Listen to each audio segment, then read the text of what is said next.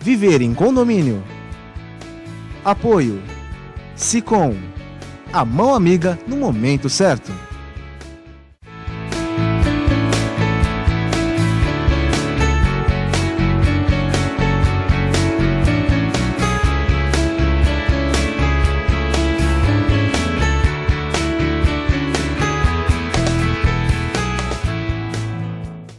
Olá, meus amigos, estamos iniciando mais um programa Viver em Condomínio aqui na TV Com, canal 11 da NET. Muito obrigado pelo seu prestígio, pela sua participação conosco, sempre através do Facebook. Mande aí as suas sugestões, as suas críticas também, que vão nos favorecer aqui no conteúdo que a gente coloca aqui no programa para você que está nos assistindo. Entre também em contato através do Sicom, você pode colocar lá também as suas sugestões, vai ser muito bem atendido. E está conosco o Rubens Moscatelli, ele é presidente do Sicom, apoiador do nosso programa, nosso comentarista. Rubens, obrigado por ter vindo. Obrigado, Querela. Mais um programa nosso aí, né? Rumo aos 4 anos. Né? Nós estamos ganhando experiência, né? Porque o programa está sempre novo. Sim. E nós ganhando experiência, né? Mas hoje nós trouxemos aqui a doutora Kátia Helena Simões Amaro. Ela é do escritório francês de advocacia, advogada previdenciária, mestre em Direito, professora da Universidade de São Judas, daqui da unidade Unimonte. Muito obrigado. Nós vamos aqui bater um papo com a doutora e procurar tirar algumas dúvidas, principalmente nas questões previdenciárias. Obrigado por ter vindo. Obrigada, eu que agradeço a oportunidade novamente. E vamos ao assunto, assunto que eu adoro, estou sempre à disposição. Obrigada. Olha, não tem como falar de Previdência Social sem misturar a política hoje, porque reforma, não reforma, a gente a favor, gente contra, e aí nós estamos vendo que tem candidatos usando como plataforma de governo, inclusive, contra, né? Sim. Muitas vezes ali com plataformas anti-reformas, ou que vai desfazer todas que foram feitas. Verdadeiro anacronismo, né? Eu não entendo algumas coisas, e aí eu quero passar para você que já é aposentado, que está por se aposentar. Trouxemos aqui uma especialista para poder ali nos tranquilizar nesse sentido. Porque toda vez que fala em Previdência, sim, fala assim, o que ganha já é pouco. Não consegue arcar. E aí o aposentado trabalha para concluir, volta a contribuir. Depois eu queria falar um pouquinho sobre isso. Volta a contribuir, mas esse dinheiro já foi, não vai, sim, vir mais. Rubens, essa ideia dos candidatos buscarem essa carona na Previdência Social, tanto contra quanto a favor, o que você vê disso? Depois eu queria ouvir a doutora Kátia. Olha, a gente, pelas análises, existem os dois lados, né? Tem o lado de que diz que a arrecadação da Previdência não gera déficit, tal como é anunciado, que ela tem ainda muita condição de propiciar e garantir a nossa aposentadoria futura, porque é um direito futuro que você vai depois exercer. Mas também tem aqueles outros que dizem que a questão previdenciária, o déficit previdenciário, interfere até mesmo na questão das metas, né? Porque você tem metas em termos de gasto público, em termos de condução do Estado. É uma coisa que, enquanto, principalmente ouvinte e leitor dessas situações, a gente fica preocupado. O que eu percebo, e aí não é só na questão previdenciária, é na questão gerencial e de gestão do patrimônio como um todo. Recentemente nós tivemos lá o incêndio do Museu Nacional e nós percebemos o grande problema de que, bom, um diz que mandou dinheiro, outro diz que não recebeu, mas o principal não tinha nem sequer a VCB. Pois é, então, doutora, o que a gente tem visto? Desculpa, nisso? Viu, que era não, imagina, que eu fiz essa mistura. Fez muito bem. Fez muito bem. O que a gente... Então, aproveitando essa inteligente e oportuna colocação do Rubens, né? O problema da Previdência Social é a gestão, o problema também é gestão, porque eu não consigo conceber, sinceramente, aqui, que nós não tenhamos recursos suficientemente para pagar. Ah, não, a questão do desemprego, milhões de desempregados, pouca arrecadação, tá? eu continuo resistente a esse tipo de pensamento, porque essa questão matemática não fecha numa continha de joelho, não é? Sim. Agora, o que a doutora, que é especialista nisso, sabe e quais efetivamente as consequências danosas que essa ideia de reforma possa vir influenciar na população? Eu concordo com a situação da gestão. No Brasil, a gente tem aí um financiamento da Previdência de 4 níveis, que são os empregados, que pagam, né, os contribuintes, os segurados. Nós temos as empresas, que contribuem, a União Federal deve contribuir, e o concurso de prognósticos, né, que são as receitas de loteria. Então, esses 4 itens juntos formam o custeio da Previdência. Eu não posso dizer quem é o culpado, só sei que o culpado não é o segurado do suposto déficit da Previdência, né? Então, assim, o dinheiro está sendo recuperado de todos? As empresas pagam o que devem? A União paga o que deve? Isso está sendo bem administrado, bem gerenciado? Ou a gente está tendo uma torneira em que o dinheiro está indo? Como se cobra isso? Com medidas em que o próprio INSS cobra das empresas o débito.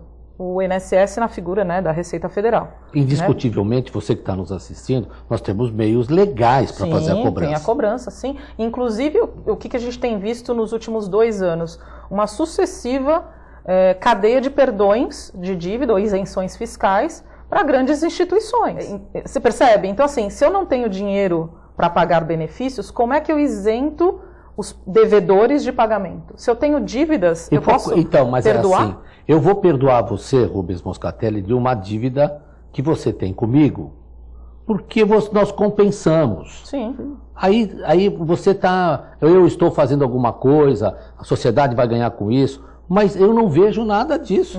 Não, e a gente sabe que esses direitos, eventualmente, entre eu e você e eu, nós podemos transacionar desde que eles sejam disponíveis. Esses não são. Por exemplo, esses não são. Direito à aposentadoria. Perfeito. A pessoa passou um determinado período contribuindo, e se ela não contribuiu, a responsabilidade, não vou nem falar a culpa, mas a responsabilidade é do órgão fiscalizador, que também tem as fraudes.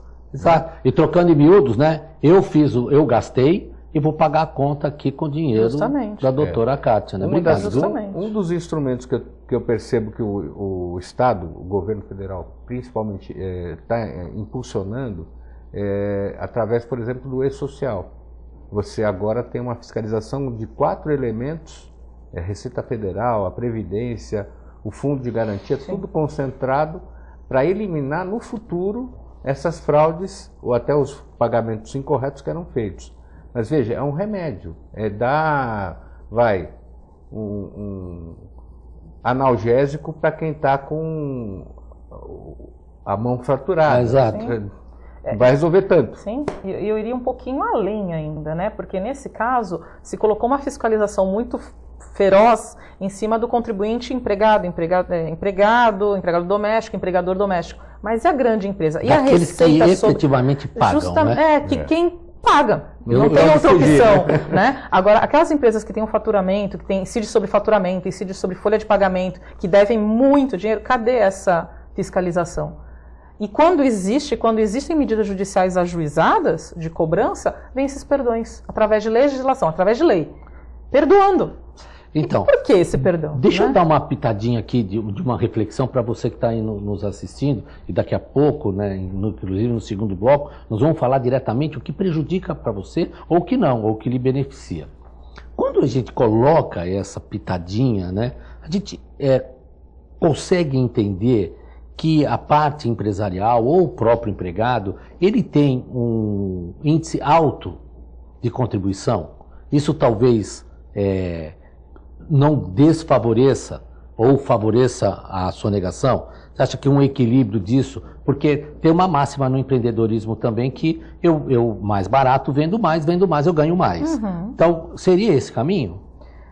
Eu penso muito a esse respeito. Eu acho que a gente tem que fomentar o desenvolvimento do comércio, das indústrias em geral, para formar emprego. Formando emprego, você tem mais receita dos empregados e tudo mais. Quer dizer, é um ciclo muito produtivo isso. Essa cadeia mesmo. Justamente. Aí vem o papel da União, que ao invés de isentar, diminua. Perfeito. Não espera o problema acontecer para perdoar. Então diminua, faça com que a cadeia produtiva ocorra, né? Então aumenta essa cadeia produtiva, gerando emprego e tudo mais, mas não espera aquelas pessoas deverem, e aí vem simplesmente isenta. Por quê? Porque essa isenção só vai para o bolso, desculpa o termo, bolso mesmo, Perfeito. do proprietário da indústria, proprietário da empresa, do banco e tudo mais. Quando você faz uma diminuição de tributação, aquilo engrena no mecanismo. O mecanismo todo começa a produzir mais emprego, até às vezes diminuir preços e fomentar a melhor concorrência. Agora, quando você somente isenta, você está gerando somente lucro para uma pessoa. E aí isso é ruim, Né? né, e, Rubens? E aí a gente começa a perceber que ao final dessas contas é realmente o contribuinte e este setor de contribuinte, não estou falando aquele que está aposentado pelo judiciário ou pelo Estado, que tem essas divisões na aposentadoria, que nós sabemos disso, né? E aqui não sofre como da nós, integralidade, da integralidade, do que não sofre como nós sofremos, né? Que giramos a roda, porque Sim, somos cadeia nós que produtiva fazemos, nossa. né? E aí essa ideia de transformar isso. Veja, essa ideia que a doutora trouxe e o raciocínio, ele mostra muito bem que a gente acaba fazendo que nem o cachorro, perseguir o próprio rabo. Certo. O contribuinte, eu, você, a doutora, desde muito tempo contribuímos lá com a nossa parcela junto ao INSS, a gente fica abestalhado, vamos dizer assim, quando a gente vê que o outro lá... Você me lembrou um candidato. Não, mas não é aquele. Que era para ser e não era, né? Esse foi. Bom, mas de qualquer maneira, o que acontece? Você contribuiu durante toda a sua vida, fez a sua parte, ninguém fez mais nem menos, fez a sua parte. Exato. Daí você, do seu lado, acontece o camarada chegar lá e faz uma promessa assim, olha, eu vou gerar tantos empregos e me dá aí uma isenção. Aí a prefeitura vai lá dar isenção do IPTU, do ISS durante não sei quanto tempo, o próprio INSS faz um regime especial, e aí quando você vai ver, não tem emprego, não. É tudo mecanizado. E cadê a cláusula que obriga, né? Porque, na verdade, porque você vai, aí quando você vai cobrá-los, né? O poder público vai cobrar, desculpa até que era. Perfeito. O que acontece? Não, peraí, mas aqui na empresa mando eu. Então. Aqui o meu custo é meu custo. Para você obter a isenção, você tinha uma condição que não Pois foi é. cumprida. Então, Aí ninguém venceu, cobra. né? Mas aí isso é fácil de se legislar nesse sentido, não é? É que há uma falta de interesse político. Sim, esse é o grande Esse que é o problema. Esse é o O nosso desequilíbrio grande acaba acontecendo quando você vê, por exemplo, funcionalismo público, porque não houvesse renúncia fiscal e outras Exato. renúncias, o funcionalismo público não só teria muito mais tranquilidade na hora da aposentadoria, nós também não teríamos que custear o rombo, que não fomos nós que geramos. A gente tem que deixar claro que o contribuinte não gera rombo. Exato. Quem gera rombo é o administrador. Exato. Exatamente. E outra, não há, nesse exemplo que foi dado, nessas isenções para acolher empresas que vão gerar, não são favores, são negócios. Sim. Nós estamos trocando, não é? Essa troca para favorecer o município e para favorecer a população em geral, fazendo essa cadeia produtiva funcionar. A gente tem que deixar de copiar certos modelos que dão certo em países que não são iguais aos nossos. Tem países aqui do nosso lado, nossa fronteira, Paraguai, por exemplo, que está crescendo a média de 4,5%, 5% ao ano. Porque eles tiveram inteligência fiscal. Exato. Eu posso coisas, buscar umas boas ideias adequando às realidades. Sim, eles estão buscando, inclusive, mão de obra aqui. Exatamente, não é?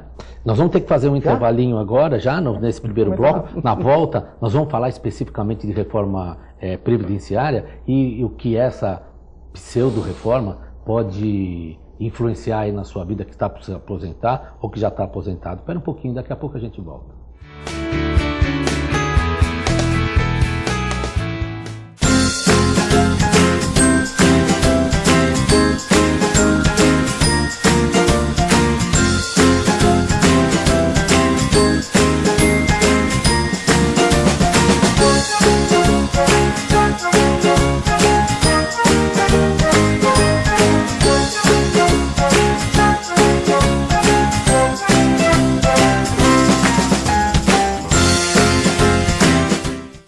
A AC Serviços é uma empresa que se dedica à prestação de serviços especializados em condomínios, administradoras, indústrias, entre outros. Terceirize sua mão de obra especializada com a AC Serviços. Você ganha tempo para pensar no mais importante, sua gestão. Nossos serviços são exemplos de ações e soluções práticas, com padrões de atendimentos personalizados que garante aos nossos clientes a eficiência e a boa aparência dos nossos funcionários.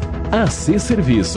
Telefone 3324-3057. Se você quer algo diferente e está por dentro de tudo que acontece em sua cidade, mande dicas, sugestões de pauta pela nossa fanpage facebook.com/tvcom.santos. Interaja com a programação da sua TV Com. TV Com, interagindo com você.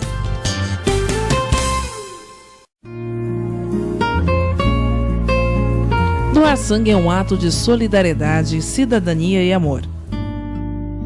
Faça parte dessa ideia. Seja você também um doador. Doe sangue. Dê um presente de vida a quem necessita.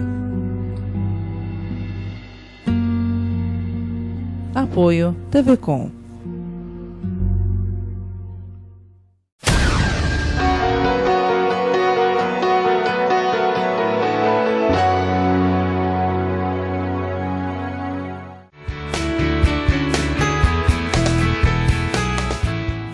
Estamos de volta com o nosso programa Viver e Condomínio aqui na TV Com, canal 11 da NET.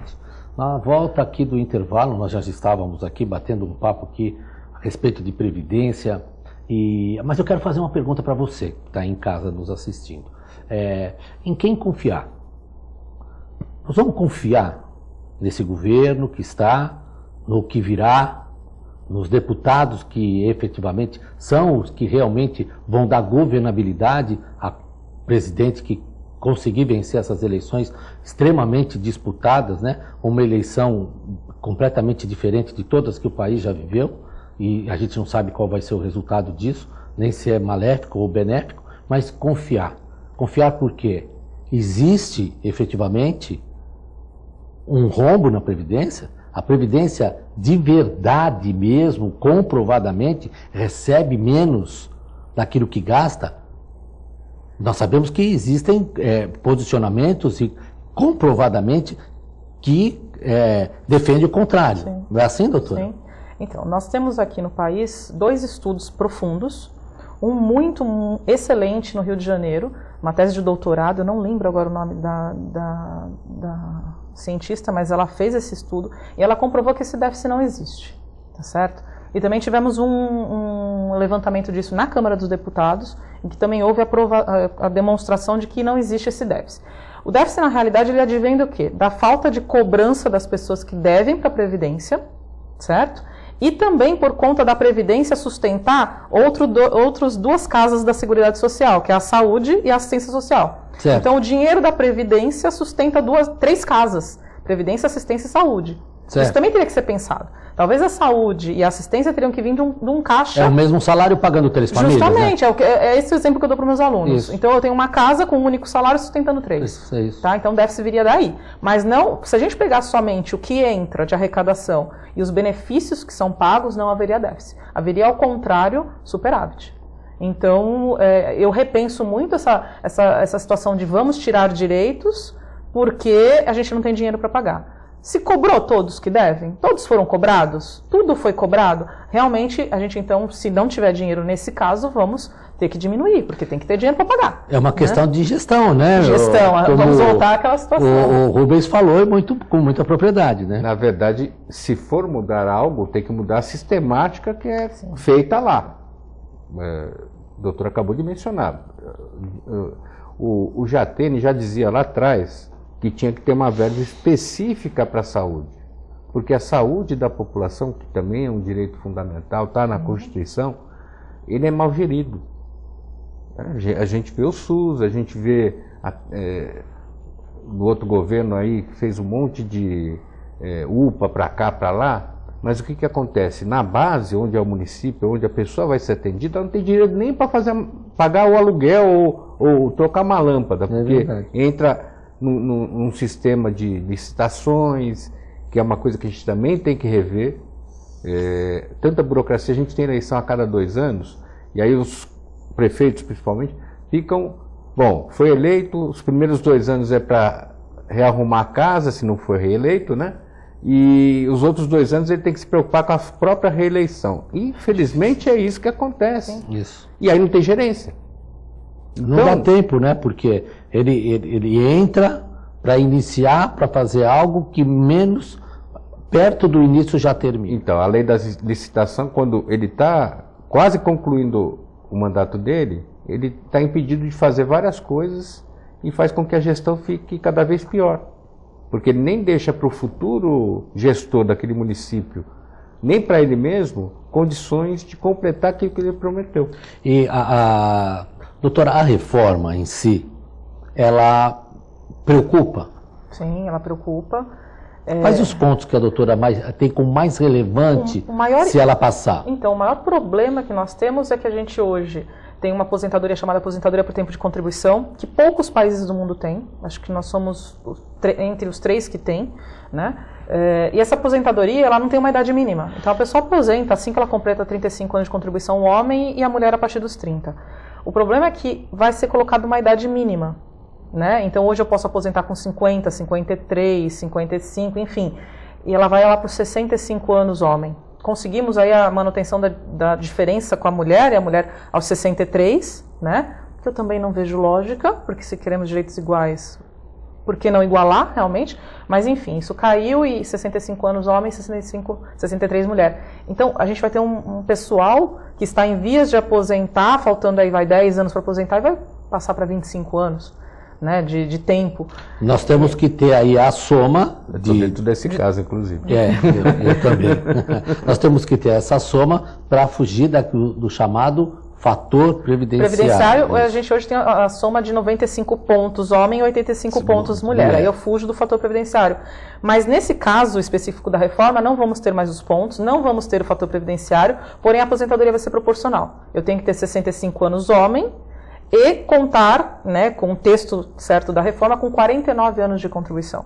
Ou seja, eu tenho que começar a contribuir com 16 para conseguir aos 65 aposentar de forma integral. Isso é que preocupa. É uma matemática de não aposentar. Sim, ou aposentar com valores pequenos. Sim. Porque vai ser proporcional ao tempo que você contribuiu. Então essa exigência de 49 anos me assusta muito mais do que a idade. Né? Se bem que a gente também tem que pensar naquele trabalhador braçal. Será que ele aguenta trabalhar perfeito. Numa obra, numa construção civil até os 65 anos? Na lavoura. Né? Na lavoura, perfeito. Não, não é só, né? Existem profissões que merecem tratamentos diferentes, né? Por conta do próprio professor, né? Que a gente sabe quais são os direitos que ele tem, e outros trabalhadores. Pessoal da área de segurança, exato. Agora, o que me chama a atenção hoje no nosso país é que você, aposentado, não consegue efetivamente, você é aposentado como nós aqui, né? Da iniciativa privada. Da iniciativa privada, não é? Estamos falando de outra situação. Consegue viver com esse valor, mesmo que você se aposente pelo teto, ou tem que continuar trabalhando e efetivamente o trabalho, o registro é um direito também indisponível, obrigatório por lei, e eu vou contribuir. Sim. E eu contribuo e esses recursos não voltam. Depois de aposentado, a gente só tem direito a salário maternidade, que é muito improvável, né? E salário família. Então, realmente a gente contribui para o sistema. Porque o pensamento previdenciário é o seguinte: se eu estou no mercado de trabalho, eu estou contribuindo para o sistema, porque eu estou tirando a vaga de emprego de outra pessoa. Então, essa é a lógica previdenciária. Não tem uma lógica previdenciária de que o que eu pago é pouco e ele não consegue viver.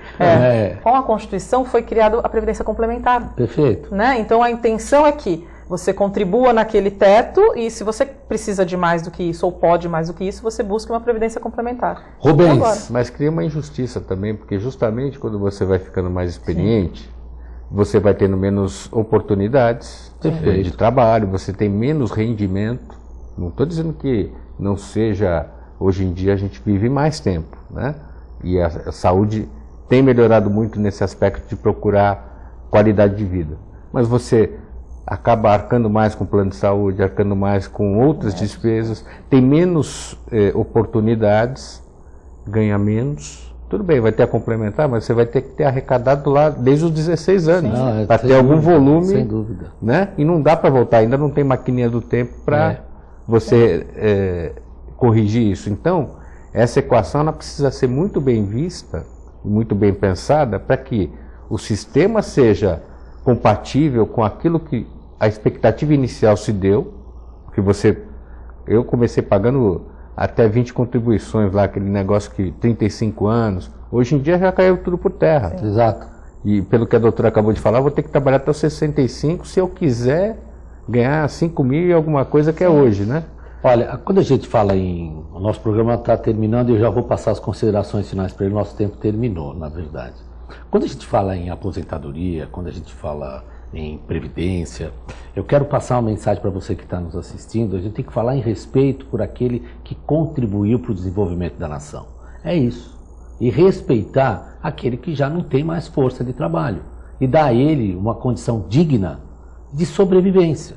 É essa a questão. É para isso que se presta a previdência. Eu não consigo admitir, não digo aos outros caminhos que tem, por auxílio-doença, não estão falando nada disso. Estão falando o seguinte: contribuiu por um tempo, tem força de trabalho e simplesmente para. É respeitar. Respeitar aquele que trabalhou e contribuiu e que tem que ter dignamente um final de vida para aproveitar aquilo que fez. Rubens, suas considerações finais? Eu queria só acrescentar nesse contexto todo que como ainda vai ser rediscutido isso provavelmente no Congresso, a reforma da Previdência teria que levar em consideração também a desaposentação, que foi uma construção jurisprudencial e que eu acho que ela tem uma lógica. Se eu tenho força de trabalho e posso continuar trabalhando, eu posso abrir mão daquilo que eu recebi como aposentadoria naquele momento e no futuro criar um fundo para mim mesmo. E eu tenho certeza que eles vão criar uma conta que você vai ganhar menos do que você ganhava. Essa que é a preocupação. É esse o problema. É esse que tem que criar vergonha na cara. É sempre o raciocínio invertido. Né? O binóculo ao contrário. Né? Você, em vez de ver longe, você vê... Exatamente. Né? Mas eu acho que o programa hoje chegou naquele ponto que a gente se propôs, e obrigado aí por você nos acompanhar. Eu quero ouvir agora as considerações finais da doutora Cátia Helena Simões Amaro, Francese Advocacia, advogada previdenciária, mestre em Direito, professora da Universidade de São Judas, da Unidade Unimonte. Obrigado. Suas considerações finais nos ajudou muito. Foi um prazer tê-la, viu, doutora? Obrigada, eu agradeço. Infelizmente, a reforma não prevê a desaposentação. Infelizmente. Exato. Mas a Previdência ela tem que ser bem vista. Ela serve para proteger. Perfeito. Ela só está sendo, talvez, mal administrada. Né? Então, a nossa Previdência nos protege. É isso. Né? E agradeço mais uma vez a oportunidade de conversar sobre esse assunto. Estou sempre à disposição. E, mais uma vez, muito obrigada. Obrigado você. E você que nos assiste, eu acredito no meu país. Eu acredito nas mudanças, né? É isso que eu ensino e não perca a esperança não, as coisas vão melhorar. Continue com a programação aqui da TV Com e nós vamos nos ver na próxima oportunidade. Até lá.